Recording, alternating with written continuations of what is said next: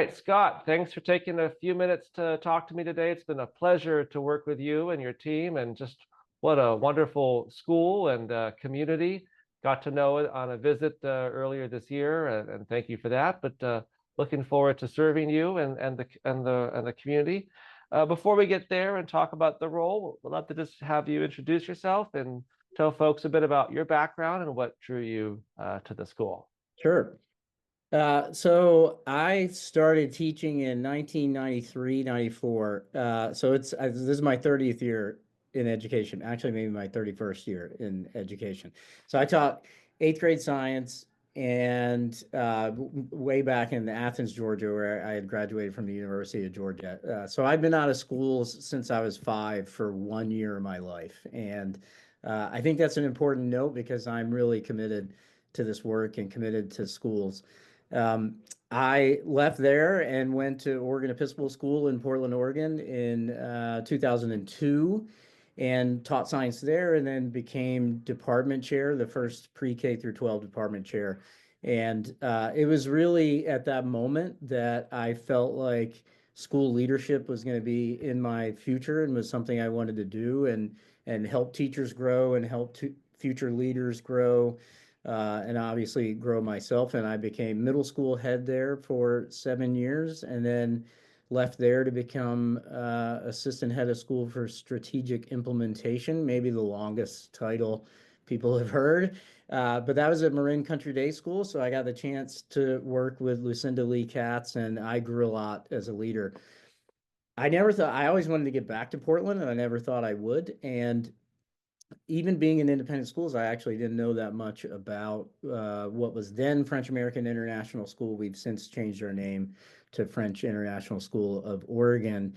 But, it was one of those things. And being in schools and on accreditation teams and visiting so many schools for so many years, I feel like I can step on a campus and immediately feel like this is the place for me or this is not the place for me. And I immediately felt like it was the place for me. The people I met, the faculty and staff, the ambition that the school had to move forward and grow as an institution, not just in enrollment, but in all other areas, really drew me to this opportunity. And you know, I'm in my 6th year, and it is just a fantastic place to be. And it was totally the right decision to be the head of school here.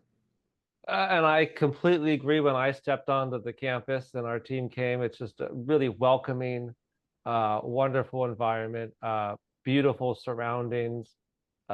We saw the campus construction happening in real time. So there's change happening. There's also a great community.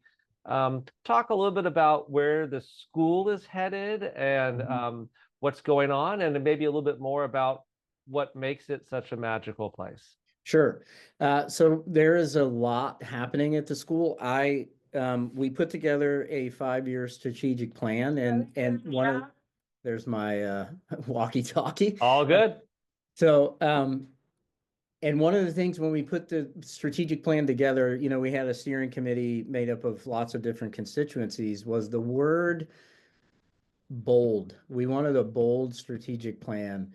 And I think we have executed that, and we're implementing the components of that strategic plan. And one of the boldest and biggest parts of this is our campus transformation, which you might think, oh, campus transformation. No, it's truly a campus transformation. We have 17-ish acre campus. 4+ is untouchable forest that gets used in a lot of different ways. But we have a section of our middle school is new. It opened in 2019, so grade 6 or 8 are in a relatively new building.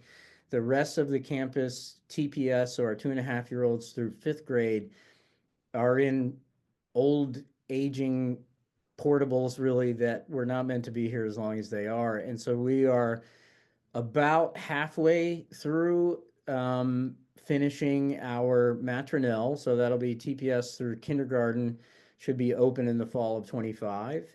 And we should start construction on grades 1st through 5th. And there's my middle school announcement. So we will open up that section of the campus, the north side of the campus will open up in the fall of 26. And all the center of the campus is getting transformed as well. We have a road that comes through the center, which will no longer exist. We'll have driving up on the north end on an internal road. So I like to say that, we're a school that has had, two or three really big moments, right? So beyond like many independent schools where you start with two kids in the basement of a church.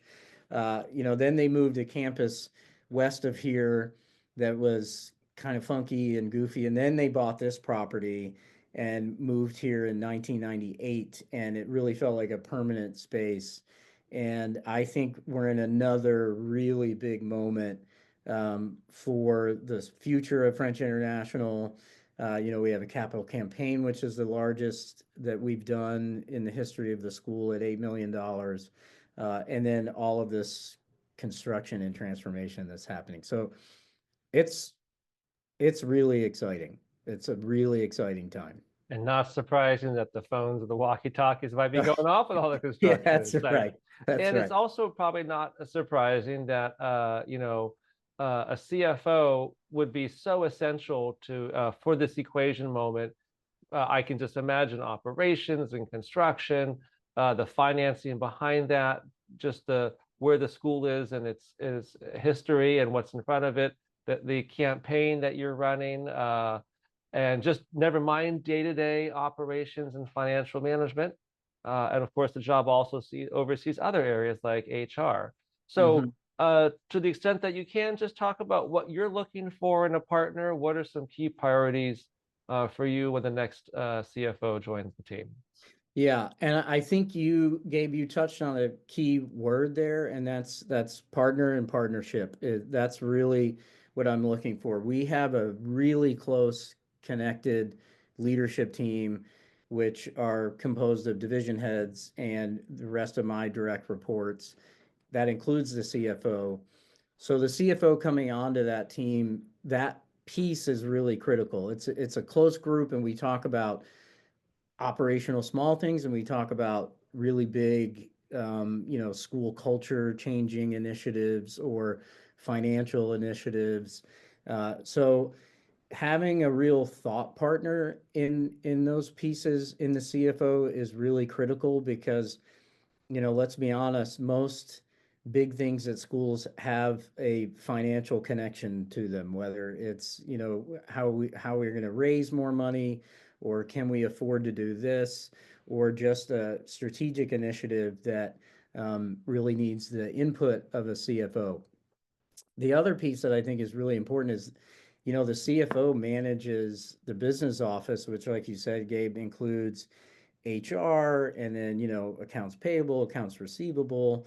We'll have a new controller, and, managing that group so it's a coherent, cohesive, communicative, um, looking, moving forward with the same vision and the same level of collaboration that the leadership team moves in the same way. So, and of course, like you mentioned, Gabe, like the skill sets that come along with the CFO, that's as a head of school, I can talk about program all day long. I can talk about change management.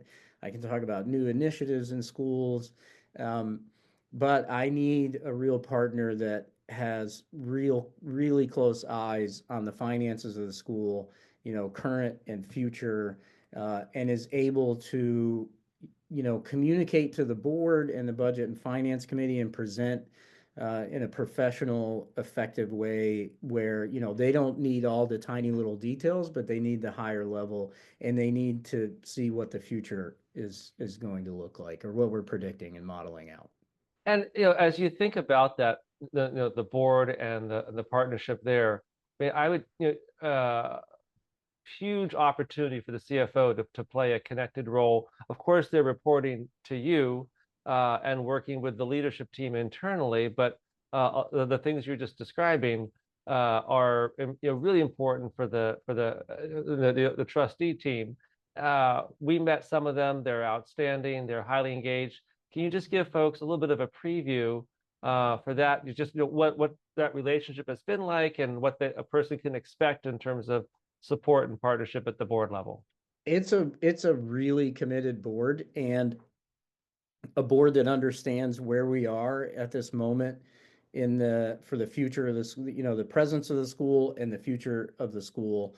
Um, it's a board that in this transition, some board members have had to become more operational, and they would really, really like to be less operational. They want to give input. One of the board's most primary functions is fiduciary responsibility, and they take that very seriously, really looking at, where we are currently and where we're going to be in 5 years and 10 years and 20 years. Um, and so, they want to be at that high level, and they give really constructive, like, this is the kind of presentation I think that we need, or a dashboard that the board needs, that's not, again, like a P&L, just a higher level picture of it. And so that piece, and the board needs to have confidence in the CFO and how they communicate and how they present. And that's a really critical piece, for me and for the board and for the school. Final question, just back to you. Mhm. I love the fact that you said, hey, I think you said since you were either 5 years old or whatnot, you have never left the school except for 1 year. Help people understand a little bit about what makes you tick, or why is educational leadership just your sweet spot? What gets you so excited as you every morning go back to a school? And just what is about your DNA that has made this environment so right for you? Yeah, there's a couple things in there. One is the community. I mean, the school communities are really special places. They become very close, whether it's parents, it's faculty, it's staff, it's a leadership team, it's kids. Um, that community piece, it's an overused word, but it's that's because it's true. So the community piece is really important. I had a very impactful high school experience at an independent school, and that really made me want to stay in education. Like, I always thought, maybe I'll teach and coach, and seeing the impact that I had on kids as a teacher, and then as an administrator, and then the impact that I was able to have on future leaders or current leaders, people that go on to be assistant heads or heads of school or in the aspiring heads program. Um, you know, all of that I fulfills me. I like big ideas, and, thinking differently, and why do we do this? Can we do this way? But all of that really does trickle right back down to the kids and the kids' experience. I mean, we often say we do what's best for kids, and that can be at a financial level, and that can also be what happens in the classroom or in the forest or on the playground. But that for me is really the key. And when you see alums and what they're doing, and being an international immersion school, we have alums doing incredible things all over the planet, which is really cool to see. And just knowing that, you know, I had some small impact on that, whether it's working with the division head, a couple meetings with teachers, and how we want to move forward. And just knowing that impacts kids in a way that I was impacted in high school by my teachers and coaches. It's really satisfying. I mean, there's rarely a day I can't wait to get to school. Well, I hope there is not rarely. I hope people watching this realize it is such a great place, and they can't wait to come join the community. Again, we were very impressed, and we saw the forest and the playground and the buildings, and it's just amazing. It is Uh, an amazing place, and it I've been in a it lot of really is. schools. It really is. Yeah, Scott, appreciate your time today. Thanks so much, and we look forward to working with you on the rest of the search. me too, Gabe. Thanks a lot.